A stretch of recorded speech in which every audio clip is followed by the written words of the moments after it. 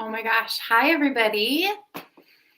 Sorry, I'm a couple minutes late. I was on Thursday's webinar and I was really upset because there weren't any questions. And then I realized I was on the Thursday one. So, oh my goodness, so many great questions. Um, well, hi, it's so good to be back. So I know some of you might have seen earlier in our posts, I was supposed to be here with Angela Jones, who is one of our wonderful Canadian therapists. Something came up, so it's just me flying solo tonight. So welcome everybody to our live Q&A NOCD webinars. My name is Jenna Overbaugh. I'm a therapist here at NOCD.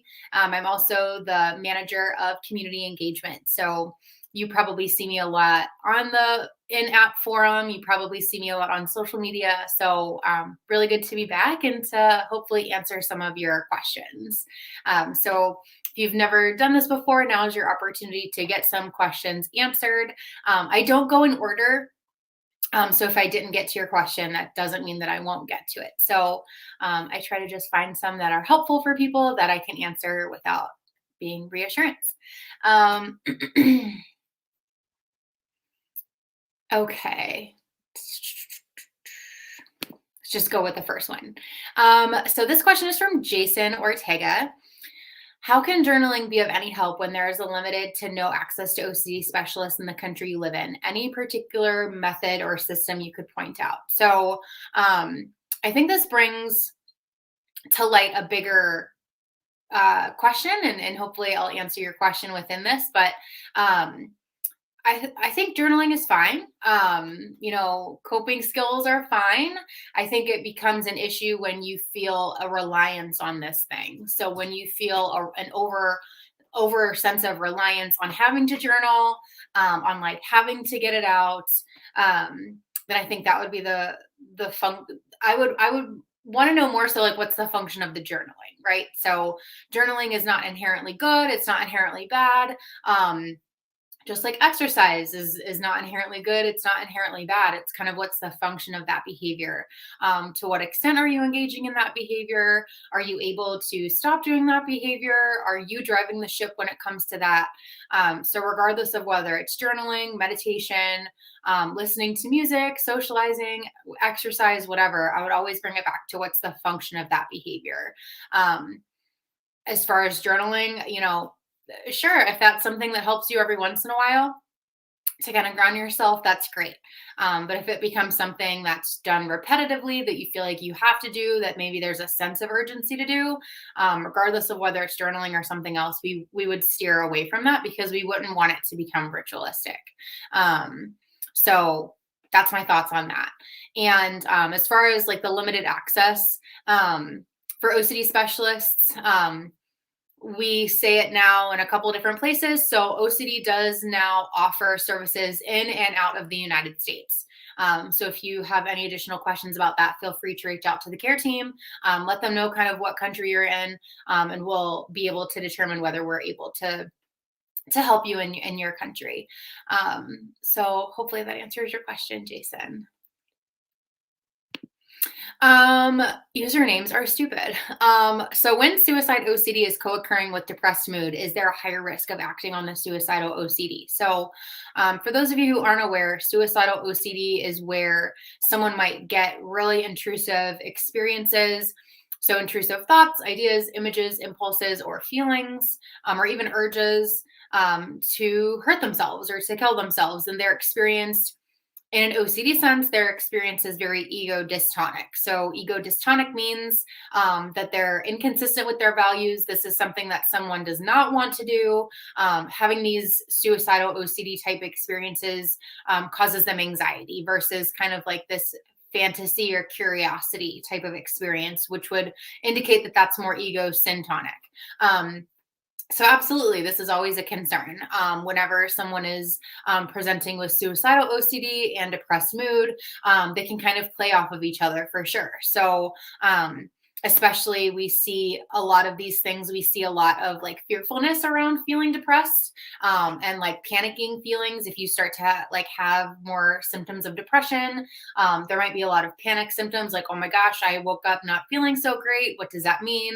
Am I eventually going to get so depressed that I want to hurt myself? So just try to be really open with your therapist. It really comes down to, how are these thoughts making you feel? Like, what are your reactions to these thoughts? Is this something that you're kind of afraid of? Is this something that like your initial reaction is to like find all the reasons why you wouldn't do that to yourself, or to like self-assure you that you wouldn't do that to yourself? Or are you kind of going down that rabbit hole? Are you kind of wanting to entertain those thoughts a little bit more? And you might vacillate, right? Like it might one day be one, and another day it might be something different. So, but this is a common occurrence, especially when people are presenting with co-occurring depressive symptoms as well as suicidal OCD. So just talk to your therapist about it.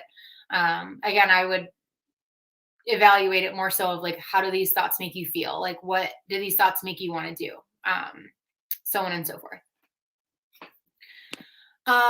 Andrea, good evening. After practicing ERP for a while, when do your ritual or bad habits OCD has you believe get less challenging? I've gotten a lot better, but sometimes still give in to OCD. So yeah, my thoughts on this is that when it comes to OCD, we're never going to get rid of the O, because those are obsessions, right? Like we all have obsessions by definition. We've done lots of research to determine that everyone, no matter where you're at, no matter where you're from, even in the non-clinical population, people experience intrusive thoughts, ideas, images, impulses, urges, and feelings. So we're never going to get rid of the O, because that's a universal experience, right? So never going to get rid of those intrusive, distressing, repetitive experiences. And hopefully with ongoing ERP, we can turn down the noise on those things. Hopefully we can turn down the noise. We can make them less repetitive. We can make them less distressing. We can make them less vivid. And I don't think that we can get rid of the C either. I think that we all do things that are little quirks. Not to say that OCD is a quirk by any means, but I'm saying we all do things to cope. We all do things to regulate our anxiety. We all do things to kind of come back to a place of re-regulation. And so sometimes those things make sense. Sometimes they don't. Sometimes there's an over-reliance on those things. Sometimes it's fine. But I do think while we can't get rid of the O and we can't get rid of the C, I do think that we can get rid of the D, which is the disorder, right? So, Andrea, that's what I would encourage you to consider, right? That, every once in a while you might give into some things. And I don't think it's supposed to be perfection. I don't think that, like I said, we're ever going to get rid of the O. We're never going to get rid of the C. And I don't think that needs to be your mile marker. I don't think that needs to be like how you indicate that you're at the finish line. I don't think there's actually even a finish line for any of us. So yeah, you're going to give into it every once in a while. My advice is, as much as possible, try to treat OCD like an allergy versus like a diet. And what I mean by that is try to not give into it at all. Not that that's going to happen necessarily, but it's kind of one of those situations like aim for the star or aim for the moon. If you fail, then at least you'll hit the stars or land in the stars. So try to do it. Try to treat it and approach it like an allergy, like as though if you were to have even a little bit of it, bad reactions could follow. I think a lot of times, especially people in their recovery, they treat it almost like a diet. Like, I deserve it today. I've been working really hard, so I get a little bit of this ritual today. Or, I'll just do a little bit and then I'll be fine. And that mentality, when it comes to rituals and compulsions, never, ever, ever ends up going well. So with practice, they've done tons of research to show that the one consistent correlation as far as like long-term maintenance goes and long-term ability to kind of maintain those gains in your recovery after treatment comes down to one factor, which is your ritual prevention. So according to the research, your ability to maintain those gains long-term after treatment doesn't matter as much about your therapist or the quality of therapy that you got. And it doesn't even matter about your subtypes or how severe you are. Doesn't matter even how many exposures you did. What matters most is your level and your consistency with ritual prevention, meaning how consistently and how much are you resisting your obsessive compulsive urges? How much and how consistently are you resisting your rituals? That's the most important thing. And that's backed by research. That's going to be the thing that is most highly correlated with your level of success kind of after treatment. So moral of the story, making sure that we are resisting rituals, making sure that we're super consistent in our application of that process. You can do all the exposures in the world. You can have the best therapist in the world. You can have the best treatment experience in the world. But if you are slipping back into doing your compulsions again, you're not going to be able to maintain that recovery. So just keep at it. Can definitely be discouraging to have been like relentless in resisting rituals, and every once in a while things come back. But treat it like treat those breakthrough symptoms like an opportunity to refine your skills. Try as much as possible, even though I totally get the discouraging nature of it. Try to take it as like, okay, this is another test. This is another test. I need to just refine my skills a little bit. Like, where am I? So that would be my advice. I'm just going down the list here. I usually don't do that. But Noah, how do you trust that you checked the faucet correctly? So Noah, I don't want you. Well, I take that back. I do want you to trust that I do and I don't, right? So I'm going to go off of like two different tangents here. Trust is different from certainty, right? So when we say trust, when you say like, oh, I'm confident that I did, that's different from certainty, right? So trust to me is like at best 99.9% sure. There's still always going to be that little bit of uncertainty and like, I could be wrong. So I do want people to get to the point where they trust certain things, or they are confident in certain things, or they have faith in certain things, like in their religion, or they have faith in themselves, or they have faith in their relationship or whatever. But all of those concepts like trust and faith and confidence, they're all uncertain in and of themselves. So that's fine. My second tangent is I don't want you to trust that you checked the faucet correctly. I want you, especially in the beginning stages, I want you to lean into the uncertainty. I want you to go in the opposite direction. So whereas OCD is wanting you to be sure and to be certain and to get that 100%, I want you to think of it like the alphabet. And this could be relevant to the faucet. It could be relevant to checking compulsions. It could be relevant to anything. Think of it like the alphabet. Okay. So think of A, meaning like you're checking the faucet constantly. You want to be able to know 100%. You need to know 100% about that faucet, and you're checking it like crazy. That's A. At the other end of the spectrum is like being totally careless and not checking anything at all. You have no idea whether the faucet is checked or not.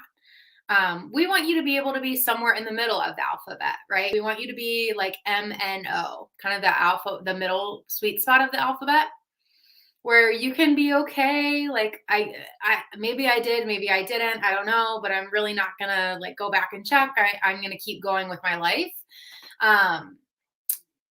In order for you to get to that MNO spot, we're gonna need to force you to like ST. So I'm not going to have you like turn your faucet on and then walk out of your house and see what happens. But I am going to have you turn your faucet on, maybe close your eyes and turn the faucet off, and not double check it, not do anything like that. I'm going to have you just walk away and see what happens, and try to do that repeatedly so that you can feel really uncertain and then maybe come back to the middle over time. So we start out having you lean into that uncertainty. We start out having you almost welcome that uncertainty and egg it on and do these exposures to elicit that discomfort. while you resist the ritual, with the intention that you are able to kind of settle back in that like confidence, faith, trust kind of area.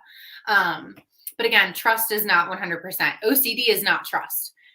Trust is not enough for OCD. So just know that OCD always continues to raise the bar, right? So, you want to check one more time just to be sure, or just so that you can trust it. It's eventually going to be 2 more times and 3 more times and 4 more times. And eventually it's not enough.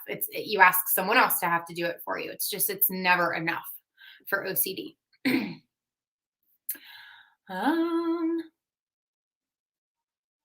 Let me see. Oh my gosh, this happens a lot. So Kaylee, I just started doing exposures and I feel like my OCD has gotten worse. What's happening? Kaylee, this is super normal. And it really stinks. Really stinks. But I want you to think of it this way. So I have a toddler. Okay. I have a 3.5-year-old. Let's assume that, and this is true, every time we go into Target, he's used to getting a toy. Every single time we go to Target, even if we go for paper towels or something quick, like he gets a toy. And now he's so used to that. Now we go to Target, we get a toy, except now it's generalized, right? Like now he can't even let us go to the gas station without getting a toy or some type of surprise, which is again, legit true story. And that's what OCD does too, right? It kind of generalizes and things snowball and things just get really out of control. So let's say that all of a sudden my husband and I have the conversation that due to money or just, trying to set boundaries with our child, we're not going to keep giving him toys every single time we go out to the store. He needs to learn that we go to the store and we don't always get a toy. So next time we go to the store, my husband and I are intent on not giving him a toy. My son doesn't know that. Why would he, right? Like he's used to what I've provided him this whole 3.5 years, which is this documentation that every single time we go to the store, you get a toy. My son doesn't know what I'm about to do. He doesn't know that it's not good to get a toy every time that you're at the store. He's only 3.5, and he only knows the information and the documentation that I provide him. So all of a sudden he asks for a toy. And again, why wouldn't he? This is the equivalent of you feeling anxious when you do this anxiety provoking thing. And so now all of a sudden I'm saying, no, honey, we're not getting any toys here. We're just here for this. And then we're going to go home. This is the equivalent of you not giving into your ritual. What's going to happen, right? Kid's going to freak out. He's going to not just ask more and more and more and more and more. He's going to continue to raise the bar, and have a full-on temper tantrum. And this happens. And it's not just an analogy. This is how we learn and unlearn and learn new behaviors. This is what happens in our brain. So it's not an analogy. It is literally called an extinction burst. So that's a fancy word for when you stop reinforcing a behavior that you've typically reinforced, you will temporarily see an increase in that negative behavior. So trying to give you guys another example. Think about it like even going through withdrawal of like a substance or something, although obviously that's way more physiological and medical of an issue, but same thing, right? So all of a sudden you stop drinking. Now all of a sudden you notice that everyone around you is drinking. It's kind of one of those things too, where, if you're looking for it, you're going to find it. So by starting exposures, you're also thinking of things a little bit differently. You're not just in like this kind of fleeting mode where you just do things and you're on autopilot, like feeling anxious, ritualizing, feeling anxious and ritualizing. You're thinking about things differently through a different lens and with a different frame of reference, which is awesome. But it's also going to bring your awareness and bring your attention to areas where maybe you weren't aware of it before. So between that, just being more vigilant for these things and being more aware of these things, in addition to the extinction burst, my advice is you have to stay the course. So would I be smart to give my child the toy at the peak of his temper tantrum? I mean, every behavior makes sense, right? But every behavior also has consequences. So the behavior of me giving him the toy has the benefit of stopping the temper tantrum.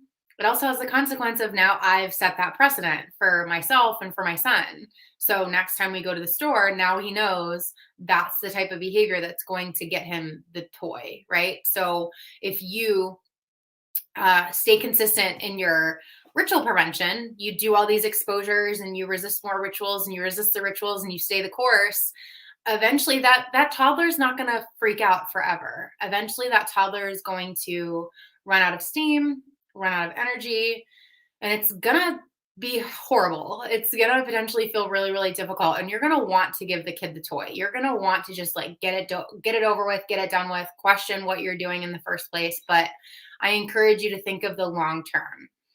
I encourage you to think of like, I'm resisting rituals now so that it's easier later. And that's what I have to do when my son is freaking out in Target. I have to not give him what he wants then so that we can come back to Target later.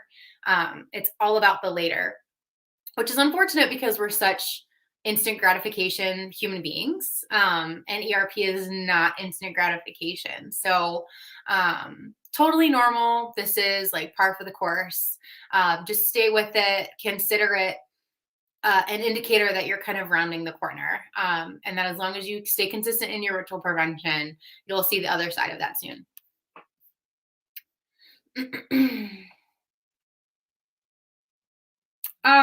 Okay. Do you think watching these webinars can be considered a compulsion? Anything can be considered a compulsion. So to determine whether something is a compulsion, I would encourage you guys to ask yourself, what's the function of this behavior? Why am I doing it? Am I doing it because I want to and it makes me feel good and I just feel like doing it right now? This is consistent with my values. Or do I feel like I have to do it? Like it's urgent. If I don't, something bad is going to happen. Ask yourself further, like what would happen if I didn't? Like if I didn't, would I be nervous that I lost information? Would I be nervous that I would relapse? Would I be nervous that I wouldn't get my question answered? Or would it be like, wouldn't be that big of a deal and kind of carry on like anything else? So by asking yourself those two questions, anything can become a ritual. Wearing this headband can become a ritual. Carrying bacon in your pocket can become a ritual. It literally doesn't matter. It doesn't matter. Doesn't matter what it is. Ask yourself the function of that behavior. So why am I doing it? What would happen if I didn't do it? And that will give you a better indication of how you're doing with all of that.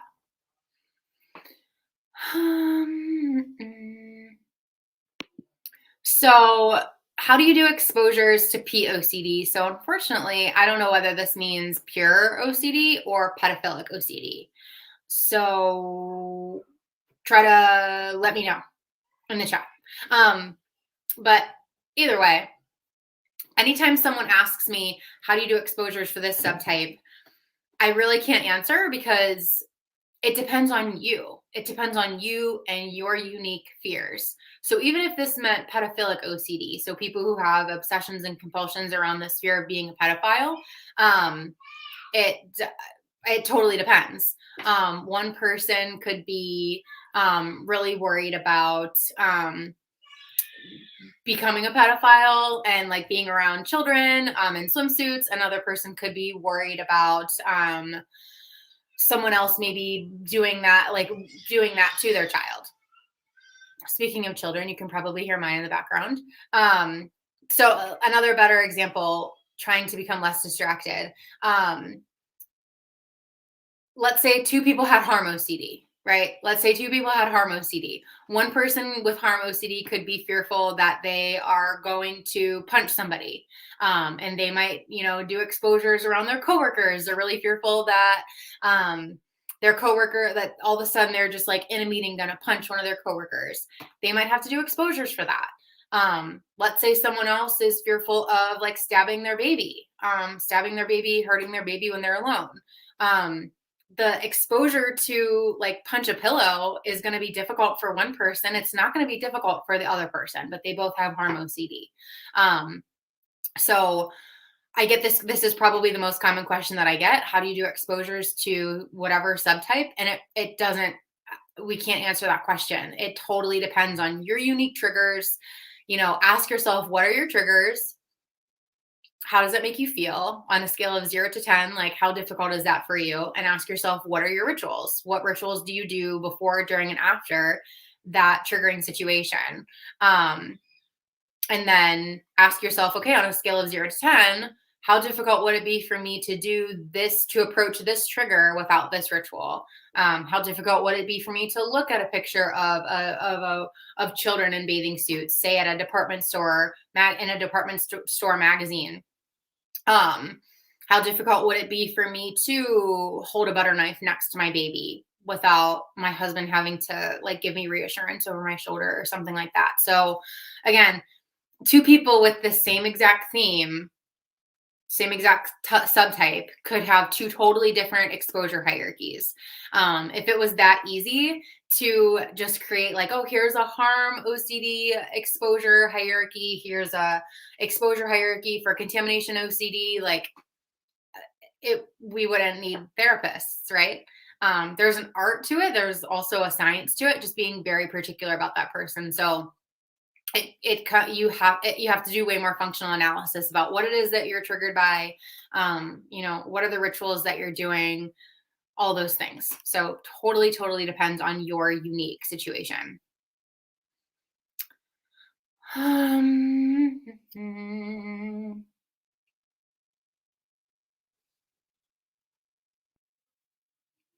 trying to find some good ones. How do I change counselors? So this is just really simple. And I'm assuming that this person is with NOCD, potentially not. So Ashley or anyone else out there, if you're at NOCD and you would like to change counselors, you can try reaching out to your peer advisor.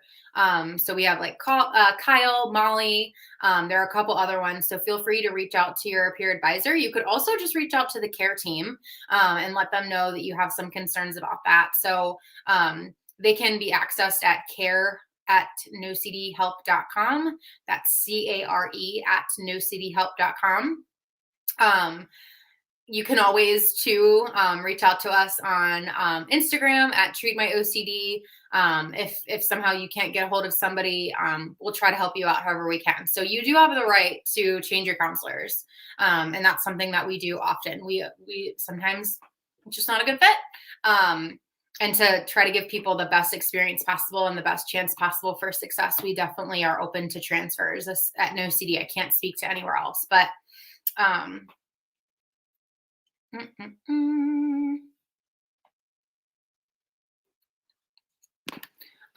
so Wes, today I had a moment that I did a compulsion and started going down the rabbit hole of compulsions. I couldn't get out of my own head. What comes to mind here is an analogy that I typically use to describe mental compulsion. So to me, especially mental compulsions like rumination, but really other compulsions too, I think of them like trains. When you've just started, when it doesn't have a whole lot of velocity or a whole lot of momentum, they're a lot easier to reroute and to just become aware of them and try to redirect it to, I'm not answering that question right now. There's no way that I can know that information. I'm letting that go. That's an example of what you could say or how you could enact like non-engagement strategies with a rumination.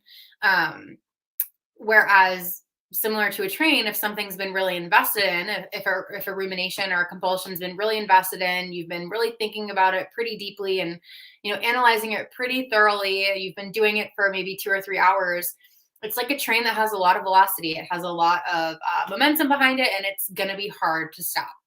So think of it that way. My best piece of advice when it comes to this difficult scenario is to just be as vigilant as possible, to try to catch that rumination as early as you possibly can so that you can treat that like a train. It's going to be a lot easier to kind of bring back to the station, or i.e. whatever your present moment is, kind of whatever it is that you're evaluating, whatever interests you at that moment, versus if it had been going for several hours.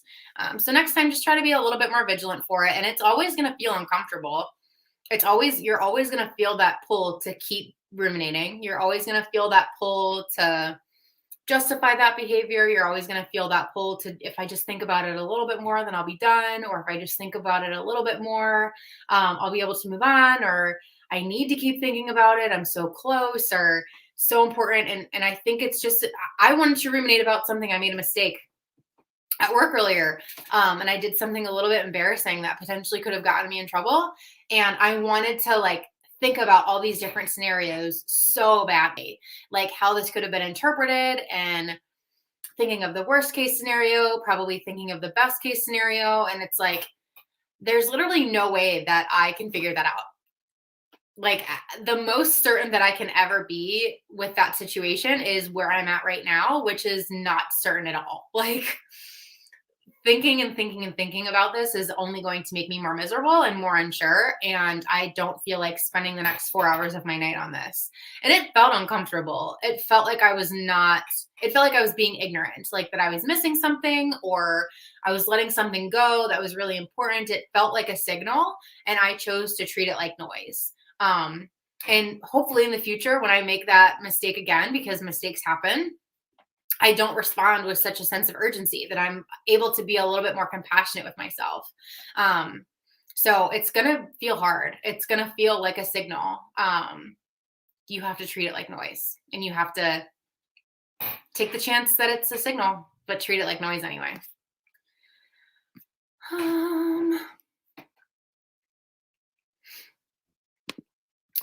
So I believe OCD peers, where can we find peer groups for 13-year-olds? I believe OCDpeers.com has peer groups. I also believe that Hardquark has peer groups. NOCD has peer support groups also for NOCD members. So if you are interested in support groups, you can definitely become a member, and that's something that you get as part of your experience being a member. So otherwise, I would encourage you to check out Hardquark and or OCD peers. And yes, you basically have to set boundaries with the OCD. I think of the energy that I would want someone to have is setting like very clear boundaries with like a puppy. Dr. Reed Wilson, who is amazing, he's kind of a pioneer in the OCD world. I think of it like if a puppy came up and you just got a new puppy, and he was chewing on your wood desk or whatever, you wouldn't be like, oh, that's strange. I don't know why he's doing that right now. You'd be like, no, we're not doing that right now. Absolutely not. Enough. Like, you cannot do that anymore.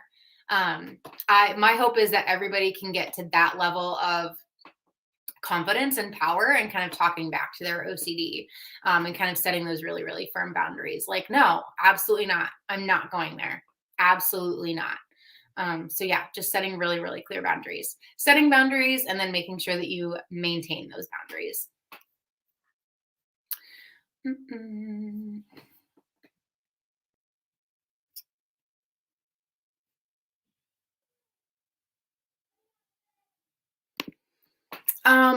What advice do you have for someone who's working through ERP but is still dealing with anxiety and shame around it all? So I think the anxiety piece and the shame piece, I think, is going to take some time. Keep in mind, these are messages that you've given your brain, for better or for worse. And all behavior, like I said, serves a function, right? So not that they're good or bad, but they serve a function, but they also have consequences. So these rituals, by doing these rituals, you've been giving your brain certain messages. You've been giving your brain certain messages that this thing is threatening, this thing is threatening, this thing is threatening. You can't tolerate this. And we've laid down a pretty thorough and pretty thick and kind of steady neural network to establish that the world is scary, that you can't tolerate it, that you can't handle difficult things. And in come these ERP specialists and this OCD person, this OCD specialist here, who's saying that we need you to try to start doing the opposite of that. We need you to start approaching your fears and resisting your compulsions. And that can be a really scary place. Can be a really scary place for your brain, because your brain your amygdala, which operates solely to keep you alive and to register things as threat or non-threat, your amygdala is not very trusting of you. So it always will err on the side of caution. So you have to realize, like, your brain, your amygdala doesn't realize that you have OCD. It only keeps a record of what you've taught it over time. So it's been taught for a very long time and pretty consistently that the world is scary, this is threatening, and I can't tolerate it. So now you've been doing exposures, you've been really committing to your treatment, which is awesome, but your brain's not on board yet. Your brain is kind of like, you might be singing a different tune now, but it's been different your whole life. Like, you've been telling me something different for many, many years. My job is to keep you safe. So I'm erring on the side of caution, even though you're resisting this ritual and trying to give me the message that this thing is no longer threatening. I'm not on board yet. I'm going to release epinephrine just in case. And that's why you can still feel all those physiological and kind of mental, sensations that accompany anxiety. And it can last for a long time.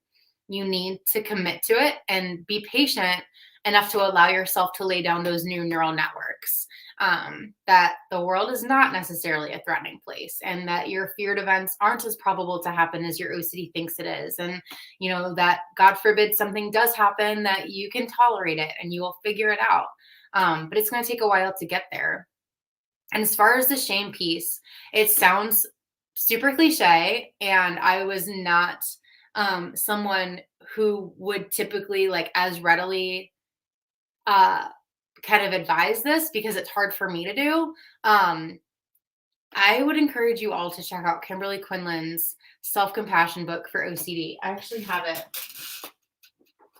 right here. And she was on, I think, our webinar last week for for OCD Awareness Week. So this is Kimberly Quinlan's the self-compassion workbook for OCD. Again, it's Kimberly Quinlan. You can find it on Amazon. She has a ton of resources on her Instagram as well. And I like it because there's a lot of, like, actual where you can write and work through things as a legitimate workbook. And, she says, or has said before, I'm not sure where I got it, either from her Instagram or from here, but that self-compassion is kind of the antidote to shame and guilt, especially that which we feel as a result of our OCD. So, self-compassion is essentially just treating ourselves the way that we would treat another loved one. It's really easy for us to be compassionate about someone else. So Jen, I would wonder, like, what advice you would give a friend, or how you would treat a friend, right? How you would talk to them. It's probably not how you would talk to yourself. So self-compassion is really, truly a skill. It's something that you need to learn. It's not just something that you do when you feel better. You really need to work through it and work on it. So when it comes to shame and guilt, I would always kind of refer someone back to Kimberly Quinlan's material. All right, I'm going to take 2 more questions. 2 more questions, and then I gotta go put my kiddo to bed. So, if someone has OCD and generalized anxiety disorder, will the treatment be the same for the GAD part? So this is one of my passion topics. I love this question. I did a big webinar through NOCD on it. And it's one of my favorite topics. Oh my gosh, I could make this a whole webinar in and of itself. But essentially, yes, according to the Diagnostic and Statistical Manual, these are separate diagnoses. They are separate from each other. A lot of people, though, in the field, a lot of OCD professionals are under the assumption that doesn't matter as much, and that we wish that they weren't separate. So even if you were to look at the diagnostic criteria, or like a diagnostic screener for the questions that we have to ask for OCD versus GAD, it's almost laughable, the overlap. It's almost ridiculous. It's kind of like, I don't know, like, I really get tripped up on kind of what would be a slam dunk OCD case versus what would be like a slam dunk GAD case, and not the other way. So they are separate diagnoses. instead of them being separate, I would really like for them to exist almost on a spectrum. And I don't know what that spectrum would be, but I've played around with two different ideas. I want to say, honestly, with the main function and the main characteristic being anxiety and a dysfunctional relationship with anxiety and intolerance of uncertainty and all these compulsions slash safety behaviors. Generalized anxiety disorder is obviously going to be way more general. I think of generalized anxiety disorder as kind of that like rolling storm in the background. It's like not super, super threatening. You can still kind of manage throughout the day, but it's like always just there. And it's kind of just always there, like lingering and looming in the background. Whereas OCD, I feel like, is experienced more as like that thunderbolt, like that lightning strike that can be very, very sudden and quick and hit you out of nowhere and just very intense. Now, that's not to say that OCD can't also kind of be lingering in the background like a rolling storm. It's not to say that GAD can't also be very, very intense. But the way that I would like to see it, I would like to see them on a spectrum of maybe like the level of creativity, like more down to earth, relatable, like real life fears. In GAD, like finances, performance in school or work, the health of everyone around them and themselves, just general bad things happening in the world. And then we have OCD, which can have obviously a much more creative flair to it. Like if I don't do this 8 times, my mom is going to die. So yeah, but the treatment is largely the same. So the treatment will always come down to an element of exposure and response prevention. So exposure and response prevention is the gold standard treatment for OCD and anxiety related conditions, including generalized anxiety disorder. So even with generalized anxiety disorder, I think instead of having the diagnoses, I would want to, as a clinician and as a professional, I would ask, what are the function of these behaviors? What are the safety behaviors that someone does in generalized anxiety disorder? Is it avoidance? Is it self-assurance? Is it over reliance on coping skills? So on and so forth. And for OCD, obviously, would be the same. So yeah, the treatment is largely going to be the same. I think in general, with generalized anxiety disorder, you'll get more of that cognitive therapy. Like you'll get a little bit more of that, like thought challenging, so on and so forth. I'm not a fan of that. I think that's dangerous. I'm a fan of educating about the thought errors that can happen in OCD and GAD. I'm a fan of saying that OCD and anxiety both tend to overpredict negative things happening. OCD and anxiety tend to both have you overestimate the probability of something bad happening, have you catastrophize. But I don't like getting into the specifics of, are you catastrophizing right now? I would rather have that person learn through experience. Because I think that when it comes to anxiety, experience is necessary. I don't think that it's enough to just talk through it. I don't think it's enough to just challenge that anxiety in the moment. I think it's really necessary to have the behavioral element as well. And yes, they do overlap a lot. What we are seeing more and more so in the just kind of research and what we see just in our own experience as clinicians, we're seeing that a lot of times people who present as, we see a lot of people presenting and they have OCD, but they've kind of always been like an anxious person. Like I've always been an anxious person, or they definitely, they've had GAD before. So it does tend to be one of these phenomenons where people maybe started out having more generalized anxiety disorder. They started out kind of having these more generalized fears about just bad things in general happening. And then all of a sudden it can turn into a little bit more creative. And the alarm button tends to go up a little bit more.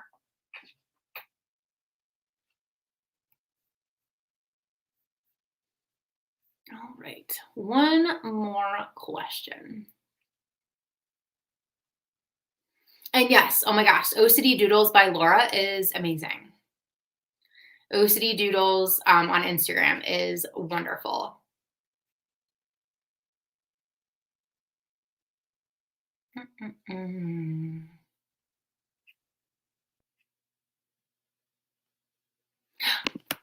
I like this one.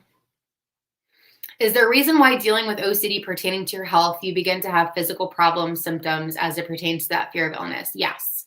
So if I were to sit here and talk to you guys about lice, probably within 10 or 15 minutes, I show you guys pictures of lice. I talk about lice. I show you videos and sounds of lice. You'd probably all at some point start scratching your head. It's just our bodies are really imaginative, and our bodies kind of do these things that are just strange and can't really explain it. And then the other piece is that I think it's also a confirmation bias. So, the long story short of confirmation bias is that we all have this bias that when you're looking for something, you'll find it. So if I had all of you between now and tomorrow count all of the blue Jeeps that you found on the street, every single blue Jeep that you find, I want you to count it. You'd probably find a lot of blue Jeeps, but it's no more blue Jeeps or no fewer blue Jeeps than you've ever seen before. It's just that you weren't really looking for them before. So now all of a sudden it's like, oh my gosh, I'm seeing so many blue Jeeps. They were always there. It's just that you weren't necessarily paying attention to it. So I think that can definitely happen when it comes to physical symptoms, right? So if I were to scan my body right now, I have an itch in my ear. I kind of have to pee. My back hurts. My mouth is really dry. Like if I'm looking for things, I'm going to find them, right? So versus I didn't really notice any of those uncomfortable sensations because until I brought my awareness to them and my attention to them because I was so focused on what was in front of me, which is this webinar. So the point is that you are always going to have these uncomfortable sensations. You're especially going to have more of those sensations when you obsess on them and when you do a lot of compulsions around them. Back to the lice example, you can kind of almost create those sensations and create those experiences, and especially when you're looking for something, you will find more of it. So I hope that was all really, really helpful.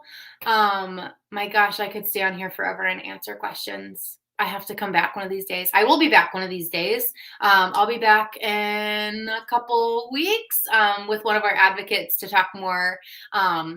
I wish you all the best of luck in your recovery. We have Dr. McGrath coming on tomorrow. We have Jackie Chapin coming on Thursday. So she's a therapist. You might know her as Jackie Chapin Therapy on Instagram. So she'll be back too. We have lots of wonderful people coming back to answer your questions in the future. So come back, keep getting your questions answered. You can find us on Instagram at Treat My OCD. And I hope to see you all again some other time. Thank you guys. See ya.